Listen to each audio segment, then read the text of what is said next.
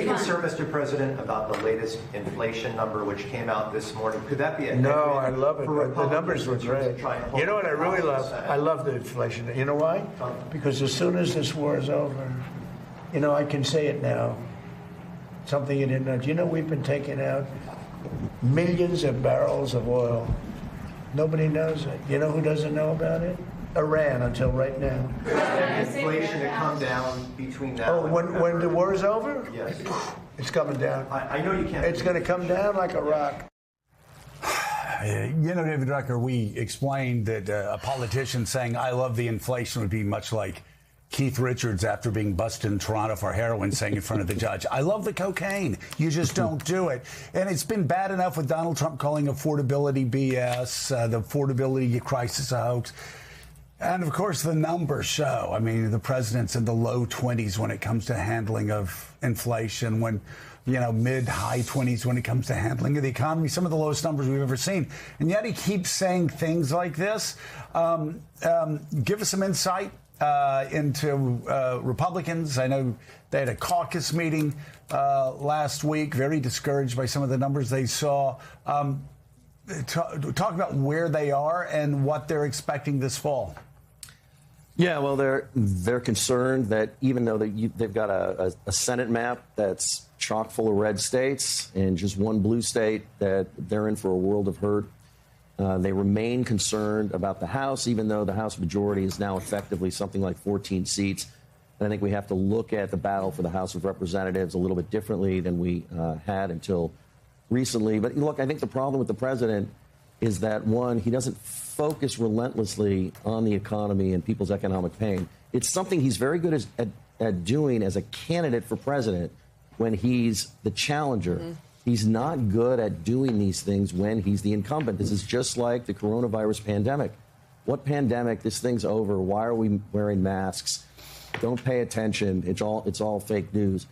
The problem is that when you don't meet voters where they are, it's a big problem. But, you know, it's like the president's trying to sell us a condo and you see cracks in the foundation and he's telling you it gives it character. Don't worry. Everything's going to be fine. Because I think he likes to create the reality that he wants. And congressional Republicans, you know, publicly will have to talk very optimistically. But look, I've been looking at numbers since the beginning of the year. They know that it is a rough cycle. Many of them have been through this before on both ends of it. And the battle that they're having, and sometimes there's just nothing you can do about this, guys, and you know that. The battle they're having is that the party's biggest megaphone is not on the same page as them in trying to focus on what the voters want them to focus on. And then, you know, then voters will judge whether or not you're actually doing a good job. But if you don't even focus on it, it's like you're cutting yourself off at the knees and not giving yourself a fighting chance. Jen, if you're working on a rival campaign, a Democratic campaign this fall, and you keep getting these gifts from the President of the United States, a couple of weeks ago he said, I don't think about Americans' financial situations. Yesterday he says, I love the inflation, which is crippling families across the country, from gas to groceries all over the place. Mm-hmm. Should that just be the Democrats' message? This is an administration, this is a party that just does not care about your well-being and your financial situation, as the president put it. Yeah, I mean, that's the backdrop, right? That's the backdrop to everything. But then I think that you do need, because people are, you know, voters are very turned off by Trump. The working class voters have lost faith in him. That opens up a lot of opportunity, but it also means that, I mean, I'm very aware that voters are very disillusioned, and that means the bar for credibility for candidates is even higher in terms of what you are going to do. So it is, I mean, it's just beyond devastating for Republicans to say, I love inflation. I mean, the only thing that I think that's good about this is he just must be focused on his legacy, right? He wants to build monuments to himself. There can be no bad news because that's bad for his legacy. It suggests that he's moving on, but it is. I haven't seen a situation that's more devastating for a president, tanking his party. I know us Washingtonians are all worried now what's going to happen next, because the reflecting pool is full of water again. So what's he moving on to next time around? Are we actually going to start seeing that arch? But Frank, when the president says that, OK, what he was trying to say is the inflation numbers are going to come down because the Straits of Hormuz are going to get back open again. But actually what we're seeing is a resumption of fighting overnight. it looks like, and oil prices have spiked a little bit again because of that. What point do voters lock in their views of the economy, and how much? What's the time frame? Because I'm hearing different things. That by June, basically, it's done. You've decided how you feel about the economy. Not much can change your mind between June and November. How much longer do you think the Republicans have to try to turn these numbers around? I'm not sure exactly when voters cross that threshold. I mean, I know there's a lot of folk wisdom about that, but it feels like the fundamental problem is the one that you pointed out, which is that the inflation story is tethered to the war in Iran. And to borrow Charles Barkley's line, I mean, this is like the dumbest the dumbest basketball in history that he's playing here, that he's stuck. He still doesn't have any sense of how he's going to get out of this war. And so, there are no reliable narrators of the negotiations, but it seems like he had to revert to these strikes because the negotiations were going nowhere. And if the negotiations are going nowhere and he has no other plan for changing the dynamics of the conflict, inflation's just going to remain stuck where it is.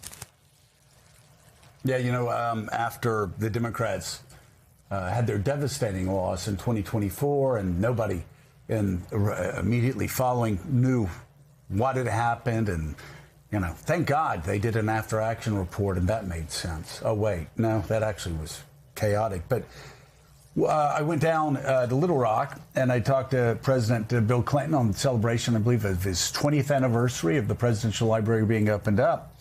And I asked him, I said, what happened? And he said, Democrats didn't meet voters where they were.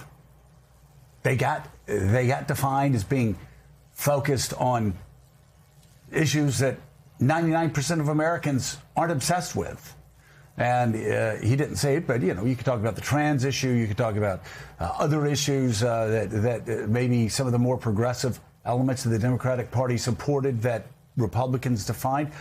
But Bill Clinton said they have to focus on where Americans are. And that's the economy, going all the way back to James Carville. It's the economy, stupid.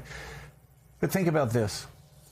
Jonathan Lemire, in 2025, as Maggie Haberman and Jonathan Swan said yesterday, summer 2025, presidents seem to be at the peak of his powers, but the peak of any presidential power really is in quite some time, going over constitutional boundaries, running roughshod over the law, but he virtually seemed unstoppable. That all changed going into the fall with the Epstein files and continued. But think about 2026. When you're supposed to meet voters where they are, let's just really quickly, because it's been an extraordinarily chaotic year in American culture and politics. What's happened in 2026? Minneapolis, Venezuela, Cuba, Greenland again, the Iran war, China, the reflecting pool obsession, the Grand Arch obsession, tearing down the East Wing and the Marie Antoinette Ballroom. 2026 has been the president moving from one, and I think David's right. I think he's looking at his legacy and not looking at the midterms. But the president is nowhere near where the American people are, and that's always, as David said, I thought it was brilliant during the campaigns. He gets it. He knows. He knows what itch to scratch for voters.